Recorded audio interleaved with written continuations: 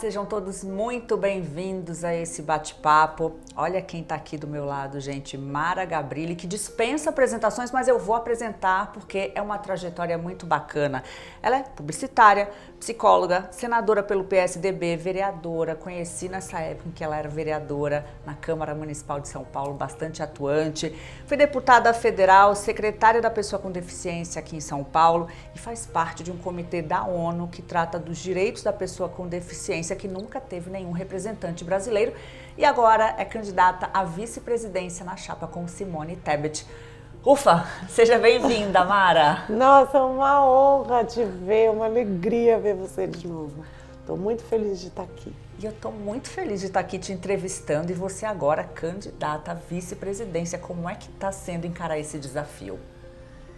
Bom, desafios já fazem parte da minha vida, né? Mas, uma experiência incrível. A Simone é uma pessoa iluminada, é uma mulher cheia de coragem. Assim, a gente, puxa, é a primeira vez que temos uma chapa totalmente feminina, ainda com uma mulher tetraplégica, porque eu tive um acidente, quebrei o pescoço e desde então eu perdi os movimentos do pescoço para baixo. Você acompanhou que eu consegui melhorar um pouquinho, pilotar a cadeira agora. Mas foi duro, porque eu fiquei sem respirar, fiquei sem falar, né? Então, imagina hoje estar numa corrida para a presidência da República, para dar voz a tantos brasileiros invisíveis, não só aqueles com deficiência, que já é uma quantidade gigantesca de brasileiros, é quase um estado de São Paulo. 45 milhões de brasileiros têm deficiência. Mas para dar voz a muita gente que tem sido negligenciada nos últimos governos, sabe? E pessoas com doenças raras, são 15 milhões de brasileiros. As próprias mulheres têm sido desrespeitadas. E o jovem, a gente quer trazer cada vez mais oportunidade. E a gente fala de inclusão. Essa é a palavra, né? Inclusão. Essa é a palavra. Para todos esses públicos que você Esse é o pilar que entrou. E quando a gente fala de inclusão, a gente fala de todo mundo. A gente fala da população negra, a gente fala da população indígena, LGBTQIA+, a gente fala de imigrantes, de refugiados, de obesos, de idosos. É um mundo de gente que muitas vezes não tem condição de ir e vir, não tem condição de se comunicar, não tem recursos para exercer cidadania e são pessoas muitas vezes que vão agregando discriminação. E são essas pessoas, se você for avaliar, as pessoas que estão passando fome. Sabe, a gente tem hoje 33 milhões de brasileiros vivendo insegurança alimentar, que não sabe se vai chegar de noite, vai ter o que comer, se vai ter o que comer no dia seguinte. Está muito triste a situação no nosso país. Então, para mim tem sido, nossa, assim, é a minha devoção com o meu país, sabe?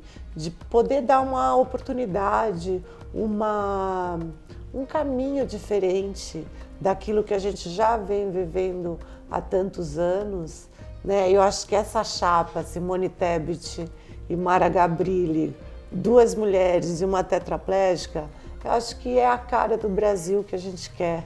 Um Brasil com diversidade, um Brasil com inclusão, um Brasil que respeita as suas mulheres e as mulheres que vão decidir essa eleição.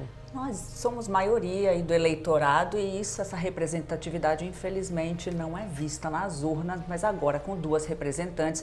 Eu queria voltar um pouquinho um tema que você mencionou em relação à inclusão, Mara, porque você passou por uma situação constrangedora num avião, numa companhia aérea, em relação à tua cadeira de rodas, que você falou, gente, é parte do corpo isso aqui, as pessoas precisam dela para se locomover, e eu fico imaginando, se isso acontece com você, que senadora, faz parte do comitê da ONU tratando desse tema e é tratada desse jeito, a tua questão, tipo, chegou um momento que falaram, tá atrapalhando a passagem, você tem que vir para cá porque tá atrapalhando. Imagina a população que sofre diariamente porque não tem uma calçada acessível, que é o básico, não consegue entrar no transporte público. Como é que vai ser tua luta para essa população como vice? Porque imagina, essa população até chegar no avião, Até tem chegar chão. no avião. Mas mesmo assim, eu fiz questão de dar publicidade, porque é meu trabalho e essa questão, né, do avião, de falarem você tem que desembarcar e não tinham achado minha cadeira, né, e eu estava na Suíça e eu fiz questão de dar publicidade porque isso acontece todo dia e a gente não fica sabendo, né, então agora vamos pensar naquela mãe que tem que carregar o filho, que mora num lugar cuja topografia é horrível, então o serviço de transporte não chega na porta da casa dela, nem calçada tem, ela carrega o filho com deficiência, morro acima para pegar o transporte público, aquele transporte lotado, muitas vezes uma criança autista, você não consegue enfiar num transporte comum, sabe, cheio de gente, porque também tem o outro lado, muitas vezes os usuários não estão acostumados a conviver com a deficiência e tem um pouco de intolerância. Então, são pessoas que amargam, sabe, no dia a dia. E para sobreviver tem que superar a cada 5 minutos algum obstáculo muito grande, seja ele físico, seja ele de atitude, sabe, das pessoas. Preconceito, intolerância que você intolerância. E muitas vezes a gente tem falta de acessibilidade por questões sistêmicas, sabe? Que quando todo o sistema já é preparado para não ser acessível. Então, o que a gente procura, né? E você me conhece desde a Câmara Municipal, o trabalho que a gente vem fazendo é para que haja sinergia dos serviços. Então, assim, não adianta a calçada ser acessível em volta de um cemitério, isso aconteceu. Um subprefeito foi lá, achou que estava abafando, fez a calçada em torno de todo um cemitério que acho que só passa a alma, entendeu? Não foi uma coisa estratégica, não é um lugar onde, em compensação, há 2 quarteirões para lá, tem uma rua de comércio cheia de gente, totalmente inacessível. E isso, com a legislação que eu fiz como vereadora, passou a ser proibido. E depois com a Lei Brasileira de Inclusão, mais ainda, porque você só pode fazer calçada de forma estratégica. Então você tem que ver onde os serviços são mais concentrados. Então, quando você melhora a calçada, você está melhorando a calçada para toda a população, porque é onde a população frequenta. E aí, quando faz a calçada do jeito certo, alguém vai para o carro na rampa de acesso, porque, enfim. E é preciso lembrar que, além de pessoas com deficiência, você já mencionou, a população brasileira está envelhecendo, as pessoas vão viver mais, vão precisar de mais locomoção, de uma cidade, né, que facilite, que favoreça essa locomoção. As gestantes, as pessoas com obesidade, como você falou, ou seja, é todo um universo que precisa ser contemplado. É todo esse universo, assim, a gente sempre pensa que, puxa, imagina, né, tem que fazer para a pessoa com deficiência. Mas uma cidade que é boa para um cego circular, que é boa para um autista estudar, que é boa para o cadeirante pegar o transporte público, puxa vida, ela é maravilhosa para todo mundo. Então é isso, um pouco dessa cultura que falta de enxergar que a acessibilidade não é para a pessoa com deficiência. A acessibilidade é para todos nós e uma cidade acessível, ela contempla essa diversidade humana. Então, se consegue fazer com que todos caminhem, com que todos... Você sabe que hoje a calçada virou uma questão de saúde pública, porque as cidades que têm calçadas que são seguras de circular, as pessoas têm menos hipertensão, tem menos diabetes, tem menos depressão, tem várias questões, doenças cardiovasculares. Por quê? Porque caminham com autonomia, com liberdade, com segurança. Isso faz diferença Faz na toda a saúde da diferença, pessoa. né? Então, poxa, a gente está falando de uma coisa que beneficia a todos. Agora, duas mulheres aí concorrendo à presidência e à vice. Vocês estão preparadas para lidar com essa sensibilidade que a mulher tem, além da competência de vocês, que extrapola qualquer limite, extrapola a sensibilidade, a competência de vocês acima de tudo? Estão preparadas para lidar com essa eleição polarizada, essa eleição raivosa, essa eleição em que o discurso do ódio e a prática do ódio, né, que a gente está vendo aí pessoas que estão perdendo a vida por causa de uma intolerância absurda no âmbito político. Estão preparadas para isso, Mara? Eu acho que a gente resolveu encarar esse desafio muito por causa disso. Eu acho que aí que vem a inquietação no coração de enxergar nosso país do jeito que ele está e poder juntas trazer uma nova visão, uma nova forma de fazer política, uma nova forma de se comunicar e mostrar o quanto é importante você ouvir as pessoas, né? Se você não tem capacidade de ouvir, você não tem capacidade de dialogar. Se você não tem capacidade de dialogar, você não consegue ter empatia. Como é que você se coloca no lugar do outro? E sem empatia, como é que você governa um país? Se você não tem preocupação com o que está acontecendo com o outro, se você não tem preocupação se o outro está passando fome, se a mulher está sendo agredida, violentada, entendeu? Se você não tem esse cuidado com o seu próprio país, sendo o presidente da República, né? E eu acho que assim, essa polarização tem trazido tanto ódio que está intoxicando a população brasileira. E o brasileiro não é assim. O brasileiro é um povo trabalhador, um povo decente, um povo dócil, sabe? Um povo acolhedor. E no que a gente está se transformando? A gente não é assim. Então, eu vejo como um desafio que nós duas encaramos por um dever cívico. Eu não esperava isso, nem programei, nem planejei, sabe? Foi um telefonema da Simone que virou para mim e me convidou. Você quer ser minha vice? Ah, isso eu queria saber, desse bastidor aí. Foi de repente, assim, foi, nem estava imaginando. Não imaginava, não pensava e existia... Foi todo um processo dentro do meu partido, né? Que começou com João Dória, que tinha tanta condição para seguir esse rumo, tendo trazido vacina.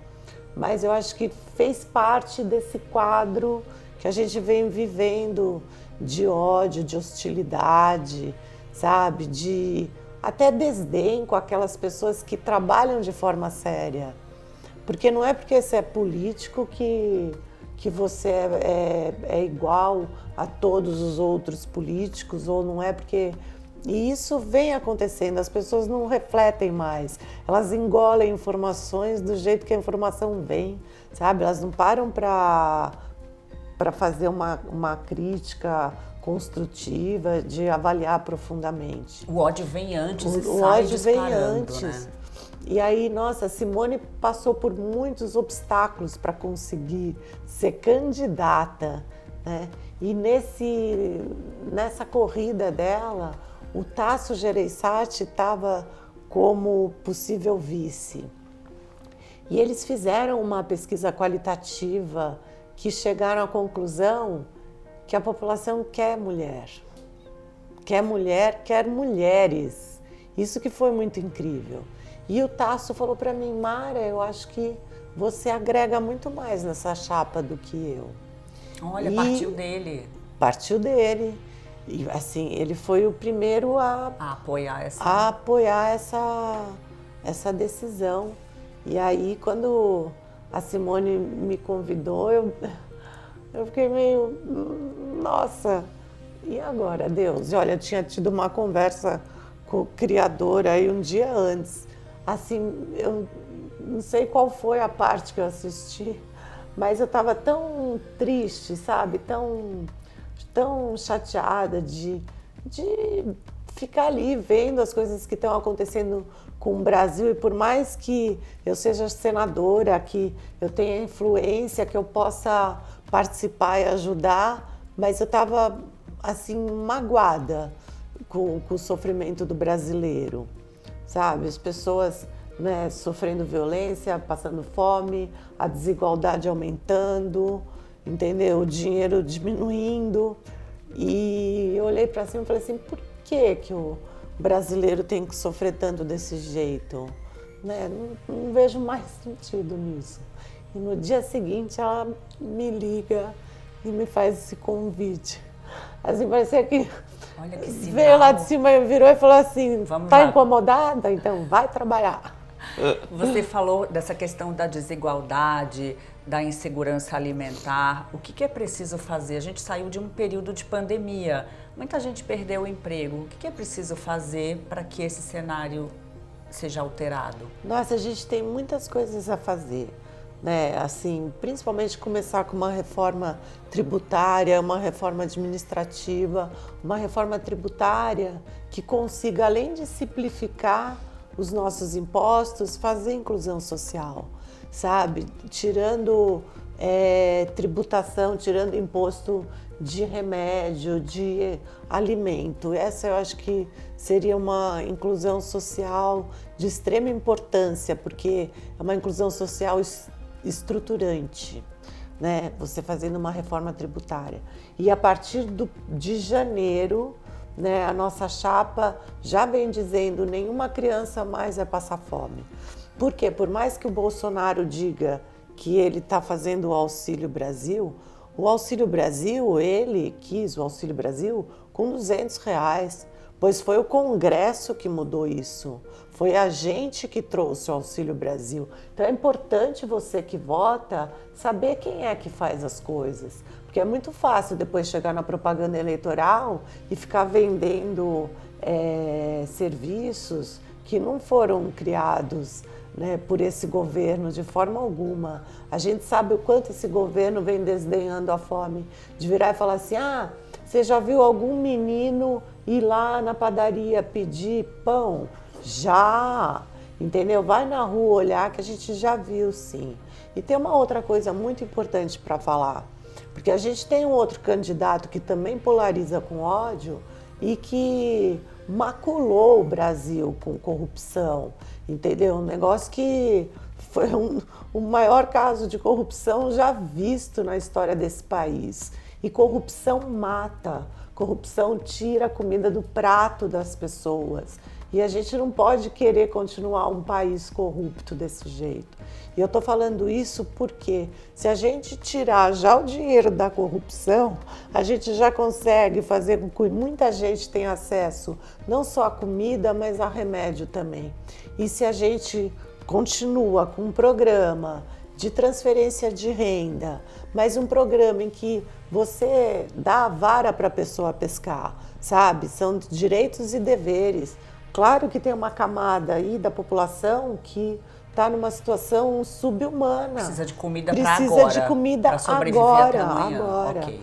Né? Mas a gente pode ir fazendo isso de uma forma que a pessoa vá crescendo, entendeu? Para que ela consiga estudar, que ela consiga trabalhar, que ela consiga exercer cidadania. E aí ela vai saindo da faixa da miserabilidade. E é isso que a gente quer. E a mulher tem esse olhar, né? E é inevitável, porque a gente tem essa capacidade de gerir e de dar vida a outro ser humano. Então a gente tem uma ligação visceral com o outro, sabe? E essa ligação visceral, ela passa a ser uma ligação visceral com a coisa pública. E isso já é fato que onde as mulheres estão fazendo política, a corrupção ela fica muito pequena comparada aos homens. E isso a gente quer governar com diversidade, ouvindo os homens, ouvindo LGBTQIA+, ouvindo os idosos que têm tanto ensinamento para dar para a gente, ouvindo nossos jovens, né? Porque nossos idosos são analógicos, né? Os nossos jovens são digitais e a gente precisa fazer com que tudo isso seja ouvido, E que seja esses levado em jovens consideração. consigam chegar à escola, esses jovens que Exatamente. também são cadeirantes, que podem aí, né, desenvolver tanto talento na escola, às vezes não conseguem chegar, que eles consigam. E olha, além dos cadeirantes, hoje acho que a média é mais ou menos do número de pessoas que entram no ensino fundamental, metade chega no ensino médio. É uma evasão escolar muito grande. Isso de forma geral. Isso geral, não estou nem falando de pessoal com deficiência. Que ainda existe escola que rejeita a matrícula de pessoa com deficiência de forma, assim, não de forma, né, explícita. Dá uma desculpa que não Ele vai fala poder... assim, o seu filho não vai ser feliz aqui, entendeu? E aí a mãe está procurando escola, claro que ela não vai forçar a barra para o filho dela ficar numa escola que já foi determinado que ele não vai ser feliz. E ela, nesse momento, ela não está nem pensando em denunciar, ela está pensando em achar uma escola para o filho. Então, assim, isso não pode mais acontecer. Isso, pela lei brasileira de inclusão, é crime. O gestor pode ser preso, ainda tem que pagar a multa. E ainda na reincidência pode perder o direito de gerir uma escola.